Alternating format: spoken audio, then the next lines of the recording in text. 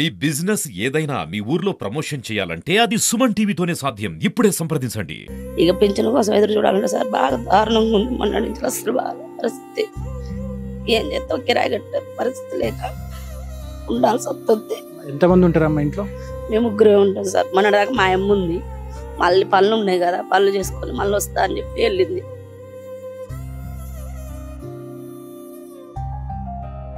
Welcome to Suman TV Kothagudem.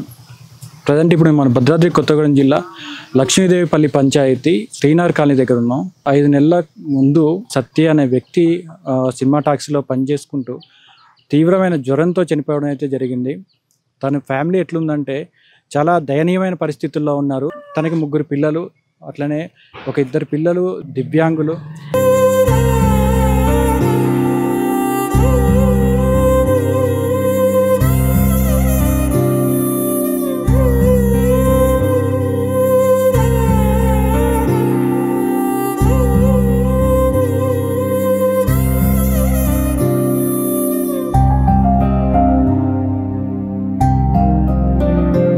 మానసిక పరిస్థితి కూడా వాళ్ళకి సరిగ్గా లేదు. వారి పరిస్థితి ఎట్లుందంటే వాళ్ళ ఇంటికి వెళ్తే వాళ్ళ పరిస్థితి మరీ దయనీయమైన పరిస్థితుల్లో ఉన్నారు. వాళ్ళ వైఫ్ తన 2 పిల్లల్ని తనే చూసుకుంటూ, వాళ్ళకి ఏం కావాలన్నా తనే చూసుకుంటూ, ఇల్లు కూడా వాళ్ళకి కనీస సౌకర్యాలు కూడా లేవు. బాత్రూమ్ సౌకర్యాలు కానీ ఇట్లా వాళ్ళని బయటికి తీసుకెళ్దామన్నా కనీస సౌకర్యాలు కూడా లేకుండా. ప్రస్తుతం మనం శ్రీనగర్ కాలనీ వాళ్ళ ఇంటి దగ్గర అయితే ఉన్నాం. తనతో మాట్లాడదాం. వారి పరిస్థితి ఎట్లుంది, వారి 3 పిల్లల్ని తను ఒక్కతే ఎలా చూసుకుంటుంది, ప్రభుత్వం నుంచి తనకి ఎటువంటి సహాయం కావాలని చెప్పేసి తన మాటల్లో విందాం రండి. మీరు నా వెనక చూసుకోవచ్చు, ఇల్లు కూడా చాలా దయనీయ స్థితిలో ఉంది. కనీసం వాళ్ళు వెళ్ళడానికి బాత్రూమ్ వసతి కూడా సరిగ్గా లేదు, నడవడానికి కానీ వెళ్ళడానికి కానీ ఇంత కష్టం వచ్చినా కానీ తన భర్తని తను కోల్పోయినా కానీ తన 2 పిల్లల్ని తన కంట్లో పెట్టి చూసుకుంటూ, ఎటు వెళ్ళకుండా తన కంట్లో పెట్టి చూసుకుంటూ, వారికి ఏదైనా అవసరం వచ్చినా కానీ అన్నం తినిపియాలన్నా, బాత్రూమ్కి తీసుకెళ్లాలన్నా, ఎటు తీసుకెళ్లాలన్నా కానీ వాళ్ళ 2 పిల్లలకి తనే తోడుగా ఉంటూ ముందుకు నడిపిస్తున్నారు. మనతో పాటు వాళ్ళ అమ్మ కృష్ణవేణి గారు ఉన్నారు. వారితో మాట్లాడదాం. అమ్మ నమస్తే. అమ్మ ఎట్లా చనిపోయారమ్మా? మీ హస్బెండ్ ఎలా చనిపోయారు? ఫస్ట్ డెంగ్యూ జ్వరం అన్నారు, తర్వాత మలేరియా జ్వరం అన్నారు, తర్వాత ప్లేట్లెస్లు పడిపోయినాయి అన్నారు, తర్వాత కడుపు పింక్షన్ అయింది అన్నారు. ఇక 8 రోజులు ఉన్నాడు. 8 రోజులు చచ్చిపోయాడు. 5:30కి చచ్చిపోయాడు. ఇప్పుడు మీ పరిస్థితి ఏందమ్మా? మీకు ఎంతమంది పిల్లలు? 3 అమ్మాయిలే. ఒక్క అమ్మాయి బాగుంటది, చిన్న అమ్మాయి బాగుంటది. ఇక ఆమె అయితే అసలు నడవలేదు. అసలుకి ఏమన్నా కొంచెం అటు ఇటు తిరుగుతూ ఉంటది కానీ అంటే ఏమి తెలియదు. అటు ఇటు తిరగటం తప్ప ఏమి తెలియదు. ఇక బాత్రూమ్ వచ్చినా ఏది వచ్చినా నేనే చూసుకుంటా. ఎట్లా మీకు ఇన్కమ్ సోర్స్ ఎట్లా? మీకు మనీ ఎట్లా?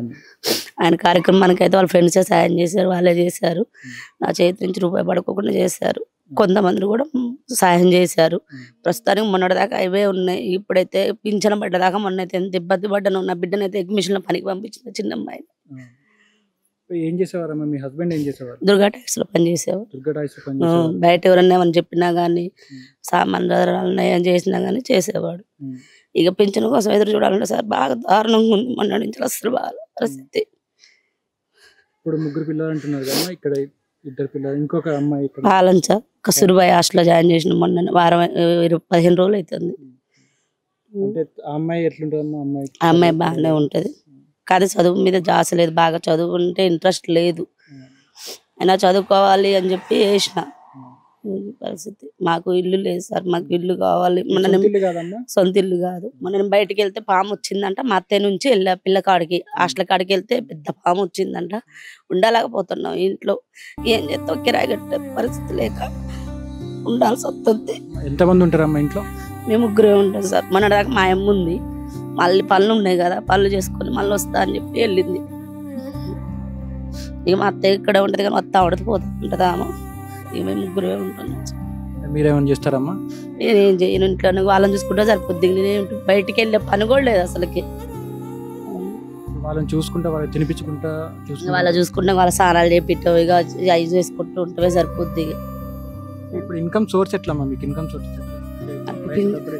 పింఛన్ 4,000 వస్తాయి. వచ్చిన 4,000తోనే మీరు జీవనం సాగిస్తారు? 4,000తోనే జీవిస్తున్నాం. ఇక అసలు మొన్న నుంచి మస్తు వచ్చిన డబ్బులు కూడా అయిపోయినాయి. ఘోరం అయిపోయింది అసలు పరిస్థితి.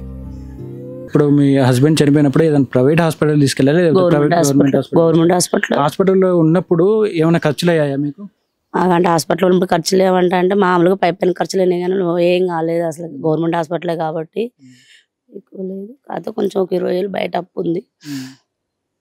ఇప్పుడు కాదు, ఆయన ఉన్నప్పుడే చేసిన అప్పు ఉంది, ఒక 20,000 ఉంది. అంటే ఇప్పుడు మీకు ప్రభుత్వం నుంచి కానీ ఎటువంటి సాయం కావాలి? మాకు ఇల్లు కావాలి సార్. మాకు ఏమి ఇచ్చినా ఇవ్వకుండా నాకు ఇల్లు ఒకటాను కొంచెం నేనేమన్నా ఇంట్లో నుండి చేసుకునేటట్టుగా కొద్దిగా కలిగితే సార్. అది నాకు ఇల్లు ఒకటే చాలు. నాకు దేనికి నేను ఆశించట్లే. నా ఇల్లు గురించి బాగా ఆలోచన ఉంది. అది వీళ్ళకి మొత్తం మీరే చూసుకుంటూ ఉంటారు? మొత్తం నేనే. ఇక అస్సలు బయటికి వెళ్ళే పని కూడా లేదు అసలు. మొత్తం ఇంట్లోనే. ఎప్పుడైనా స్కూల్కి వెళ్తే ఇక ఆమెను బండిలో తీసుకెళ్తా, ఏమన్నా నడిపించుకుంటూ తీసుకెళ్తా, చేయి పట్టుకొని. భవత స్కూల్ అని ఇక్కడ వెళ్ళుకుంది, వికలాంగుల స్కూల్. నాకు చేత కాక 4-5 రోజుల నుంచి తీసుకెళ్ళట్లే, అక్కడికే తీసుకెళ్తా. అంటే ఆ అమ్మాయి అస్సలు నడవలేదు. బండిలో కూర్చోబెట్టుకొని తీసుకెళ్ళటమే. లెట్టుడు బండి ఉంటుంది వాళ్ళు. మా భవిత సెంటర్ వాళ్ళే వాళ్ళు ఇప్పిస్తారు. అప్లికేషన్ అన్ని పంపిస్తే వాళ్ళే పంపిస్తారు అనమాట బండి. మేము క్యాంప్ ఉన్నప్పుడు పోయి తెచ్చుకోవాలి. అంటే ప్రభుత్వం నుంచి ఇట్లాంటి వికలాంగులకి వీల్ చైర్స్ అలాంటివి ఉంటాయి కదా, మీకు ఇంట్లో ఏమైనా ఉన్నాయా?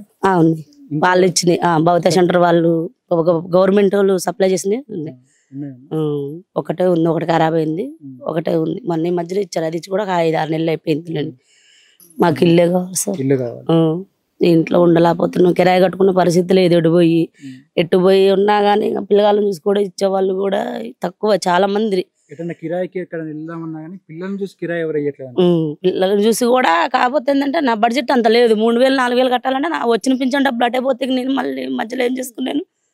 ప్రజెంట్ వాళ్ళు ఉన్న సిచ్యువేషన్ అంటే మరీ దయనీయమైన పరిస్థితుల్లో ఉంది.